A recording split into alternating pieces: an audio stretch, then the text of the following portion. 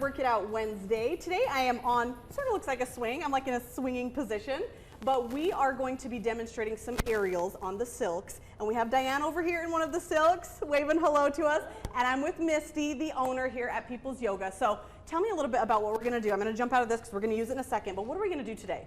So there's two different things we're going to do. One of them is going to be more of a therapeutic approach to the use of the silks and giving some really waving patterns for a body that has quadriplegia.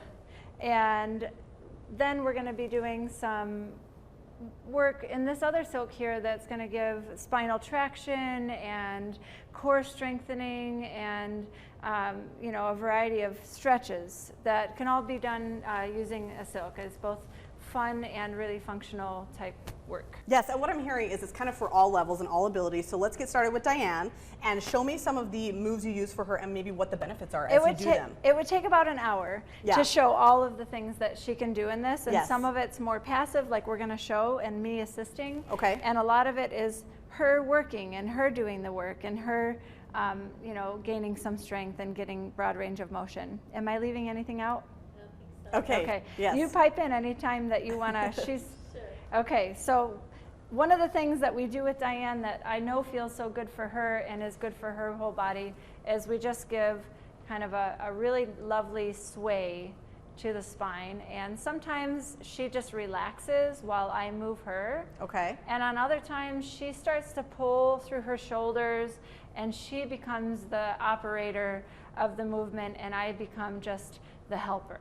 Okay. And so we can do this a variety of different ways, but after a minute or two of this type of movement and she gets a pause, she can go into a, you know, oftentimes it dissolves some of the chronic pain that she holds in her body, and then she'll take a rest after that. Okay, that looks nice. Diane, give us a thumbs up if it felt good. Okay. Yep, there's a thumbs up. Thumbs up. Perfect. So she's going to take a little nap while we demonstrate some stuff on this silk that's a little higher. What do we have up on this, Misty? So this is a high height silk, and we typically use these for inversions and forward folds and supported standing postures. Okay. And I think what we'll start off with today is more of a warrior posture. Okay. So what I want you to do is stand with it behind you and have your arms up nice and high. Okay. And step your right leg forward and slide, since you have socks on, slide your left leg back. Okay. And it's kind of nice that you have socks on because you'll have to keep this leg in control. Okay. Yeah, and you'll have to make sure that at some point it stops sliding. Okay. Lengthen your tailbone out of your low back and find your core is engaged by pulling your ribs back. Okay. And then you might add a little back bend to it. You might gaze up towards the ceiling and walk your hands higher up the silk and get a little bit taller up through your spine. And what I like about this is you're supported, so maybe if you're a little bit like unstable on your legs. If your balance isn't that good, yes, you're supported with the balance. You have something to hold on to. Okay, perfect. And then you mentioned a forward fold, so I'm going to try that quickly. Yeah, try that. So you'll have to wiggle into it a little bit. It's going to go at your hip crease. Exactly. Did I get it? You got it. And then forward fold. Okay. And hopefully, you know, you can, this is going to, you know, feel a little uncomfortable around your hips, but if you can drop down into your hands and press into your hands and pull your heels towards your bum. Okay. But keep your knees down so you stay in the silk. Yes. Now you might walk the hands a little forward. I can barely touch the ground, but I do like this. I think if we were doing this another time, we get the silk 2 inches lower for you.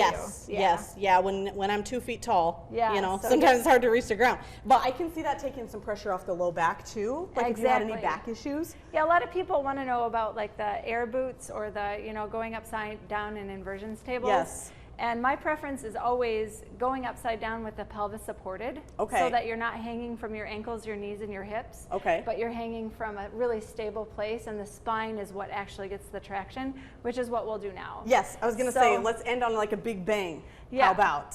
So now we'll double over the strap. Okay. And you'll come into it and have a seat. Okay, here we go. Exactly. Am I high enough? Yeah. Perfect. Thank you for the assist. And then gather the strap in your hands and pull your hands down low. And when you lay back, make a big wide V with your legs. Okay. Wrap your legs all the way around the strap. Wow. And then once you feel secure, you can drop the arms down and kind of Even clasp your elbows if you'd like, and let your Okay. arms dangle down. Yes. Let's go. This is so fun. Yeah. Oh, Nice. yeah. Don't block the beautiful face, Don't right? block that beautiful face. Misty, this was so fun. I'd never thought I would be trying this for work and getting paid to do this, but this has been so fun. Thank you for having me. It was my pleasure. Absolutely, and thank you, Diane. She's taking a little nap over there. But stick around because Studio 10 continues after this.